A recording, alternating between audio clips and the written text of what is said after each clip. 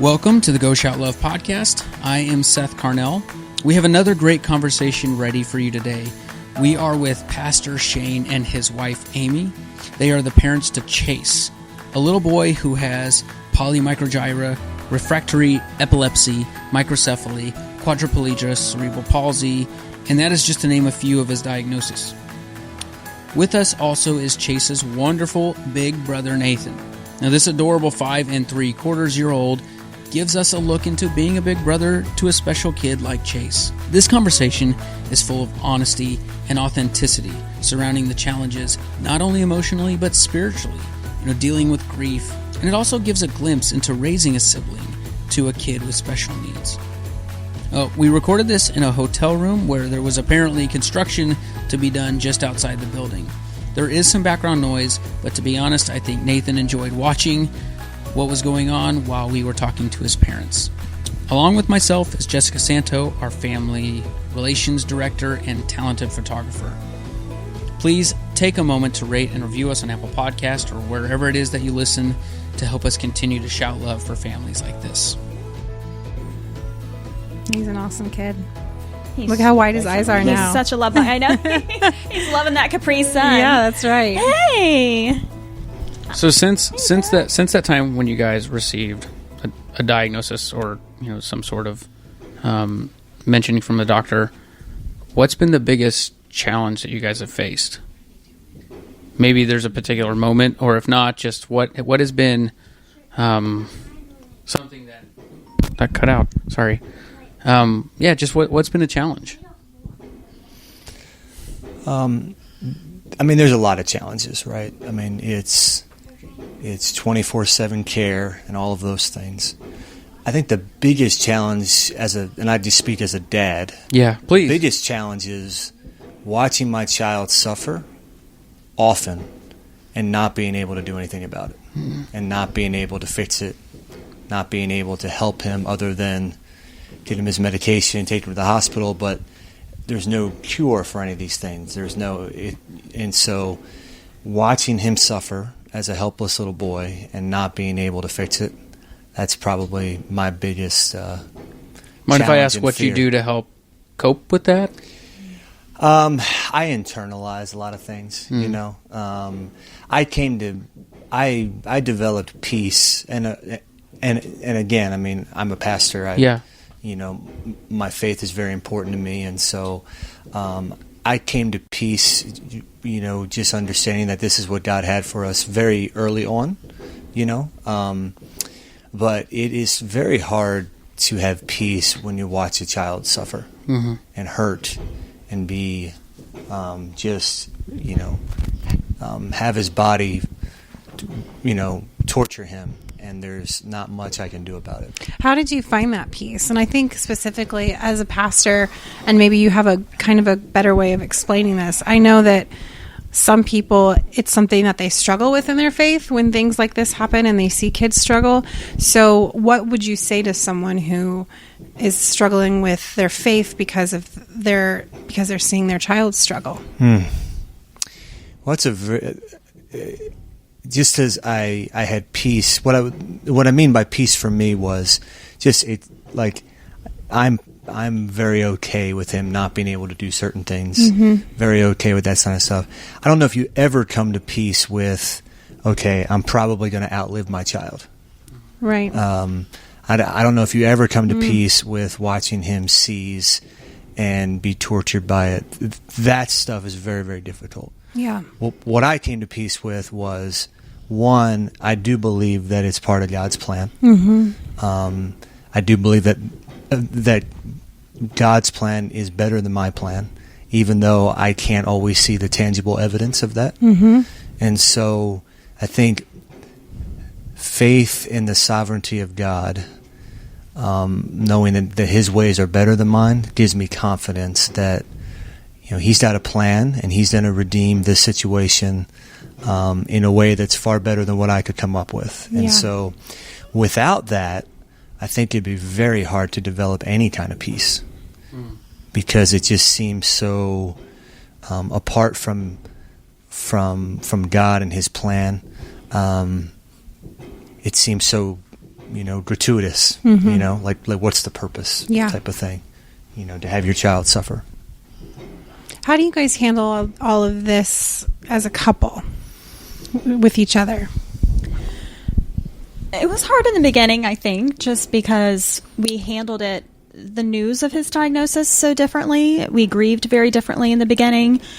Like Shane said, he found a piece regarding Chase's handicaps and his condition much sooner on than I did. I grieved very hard, and I don't know if it's just as a woman, I kind of just I took it all in. I looked at the big picture. I mean, I went from day one of diagnosis to consulting Google, seeing what was on our hands, and then I grieved over the fact he would never marry, over the fact that he wouldn't have kids, and then over the seizures, over the fact that we would likely lose him in early childhood. I mean, everything. And I grieved long and I grieved hard, really, for the first year.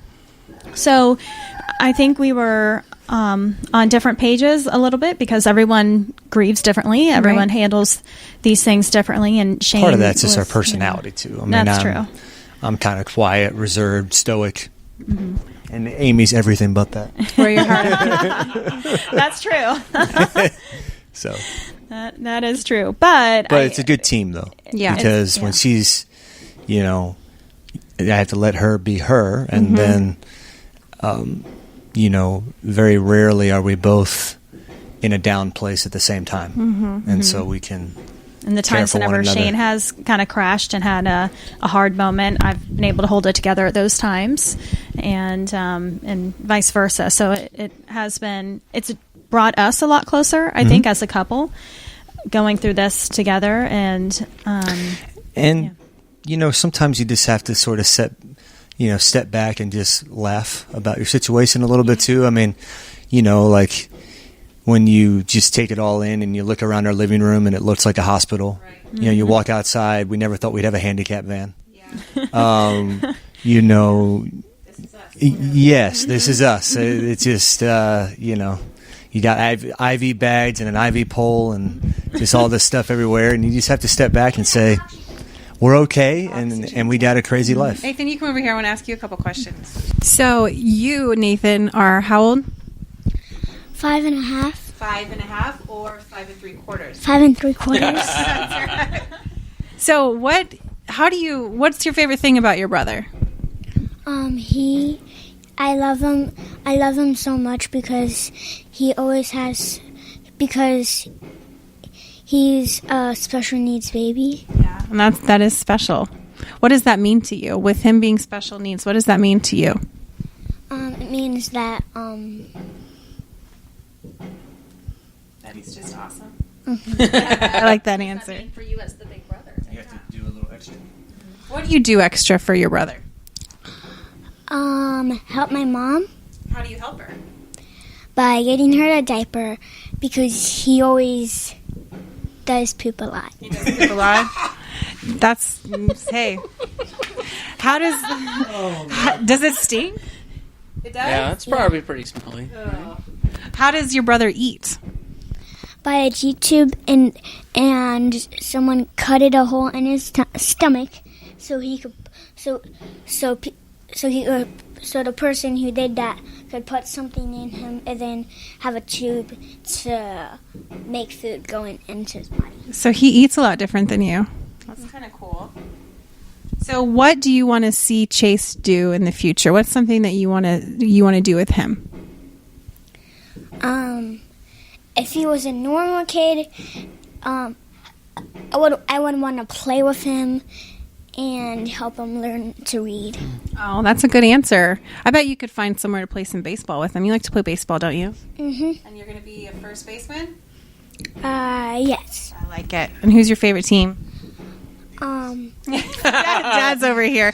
We took Dad's microphone away, but Phillies, and the Red Sox. What's Chase's favorite team? The people who have yellow shirts on because that's his favorite color. Oh, I like that. If Chase could play baseball with you, what position would he play? He would play outfield. I like it. Well, you're a great big brother, and you have a really important job, and you're doing it so well. So you should be very proud of yourself. you. I can't tell you how much we enjoy introducing the world to amazing families. These really are wonderful people. But we also like making a real impact in their lives and helping with their everyday needs. That's why we sell creative apparel, and half of all those proceeds go directly to the families.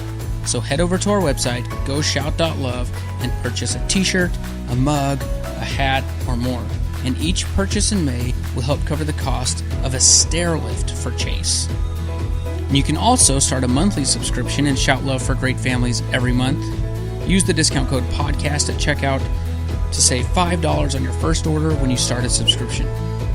I hope you enjoyed the second half of this conversation as much as I did. Can I ask you what you think, like, the effect of having a special needs kid has on your son? And I'm coming at this from my wife and I are foster parents, and we have an 8-year-old biological child, and he has had to have developed a little bit extra maturity to handle some of that stuff that's coming in. Have you seen that in him, or compared to other 5-year-old or 5 3/4-year-olds? Yes, he had to grow up awfully fast as a 3-year-old when Chase was born, but then just 6 months into that, our world kind of turned upside down with having to navigate the special needs world and the testing and the hospital stays and seizure control, and Nathan had to take on a lot of responsibility for caring for himself more than I would be able to dote on him in a normal circumstance. But then also I feel like he has a better grasp on life and like first world problems versus third world problems, and what really is something worthy of getting upset over, better than a typical 5-year-old would, and a better appreciation for things, I think, because of his brother. I think that's a huge gift that comes with that. Mm-hmm. I mean, he's an awesome kid. Mm-hmm. We were making a snowman once, or just this last winter, and he found a stick for me to put in for the arms, and I was putting one of the arms sticks in, and it broke in half, and I'm like, oh man, bud, I'm so sorry. And he's like, oh, that's okay. It could just be a special needs snowman, like brother. So you named the snowman Chase. It's a Chase snowman. He just recognized, that's okay. He's just going to be a little bit different of a snowman, and there's nothing wrong with that. I imagine down the road he'll be able to, he seems like a pretty boisterous personality, be able to approach other kids with special needs and be able to speak on their level. And yes. The world definitely needs more people like that. Mm-hmm. He looks out for people. He's very tender. Yeah, there you go. Nathan, what do you want to be when you grow up? A pastor. Oh man, Dad, are you so proud? I'm very proud. That's a cue card somewhere. He came up with that all on his own. It used to be a fireman. Not with any pressure from us. It used to be a fireman, then a baseball player, but now he wants to be a pastor. You'd be a great pastor, Nathan. And tell them what kind of church do you want to have? A church with what? Like What did you tell Dad about a field outside the church? a baseball field. Yeah. Nice. How come nobody has thought of with a that? baseball field. I like it. Sermon in the dugout. There you go. What would you guys consider, since starting this medical journey, a good win? Something that positive has come out of it, or something that you've felt blessed by? I do not know what that means. Sorry, dude. This kid cracks me up. I don't know about a win, but I have learned that I think I have a deeper capacity to love someone, because he takes a lot of time, a lot of effort, a lot of energy. He can't give a lot back, and yet I could not love a human being more than I love him. I love it. And I've learned yeah. sort of with a real world scenario of what unconditional love looks like. Absolutely. That's a great. Okay, go sit down. Go sit down, please. Something I've been blessed by in life with Chase would be the friendships that I've been able to make with other moms in the special needs community, and especially just being able to share with them as I have wrestled with God over Chase's diagnosis and what life looks like because of that. Also the hope and the faith that I have in the Lord, and being able to share that with moms and families who are really hurting in similar situations. Okay, so the last thing that I have, and I'll see if Jess has any other questions. One of the things that we want to come out of a podcast like this is making sure that it's a resource for other parents who are either entering or about to enter or have been in it and just need a good word. What piece of advice would you give to somebody if you could tell them, or tell an earlier version of yourself before receiving a diagnosis? What's something that you could say to them to kind of encourage them?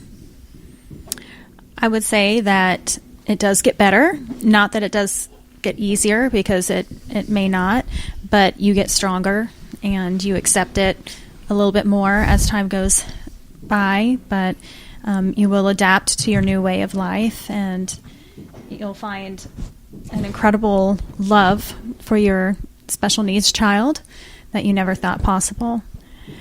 As far as advice for being on this road, I would encourage them to get a counselor, someone that they could talk to. Grief needs room to breathe. It needs air. It needs space, and to let them, or to allow themselves to grieve, to feel the pain and the fears, but then to also have someone that they can talk to about it.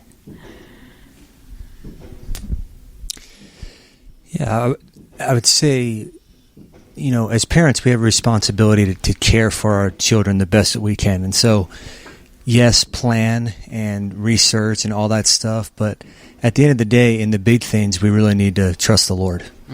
And one thing I've learned, and I tried to help Amy with this too, was you can't think about it constantly. You can't, because it'll eat you alive. And if you think about everything that's coming down the road, it'll paralyze you. And there's so much fear of the unknown. And so I think you've got to take it day by day and just enjoy the moments. Enjoy each day and leave the big picture and the long-term stuff up to God. Shouters, thank you for tuning in. I hope you enjoyed listening to Pastor Shane and Amy and Big Brother Nathan as they talk about life with Chase. Please take a second to rate and review us. We would love to reach further and bless more people with conversations like this, and continue to shout love for more families. Also, don't forget, use the discount code podcast at checkout to save $5 on your first order when you start a subscription for your first month.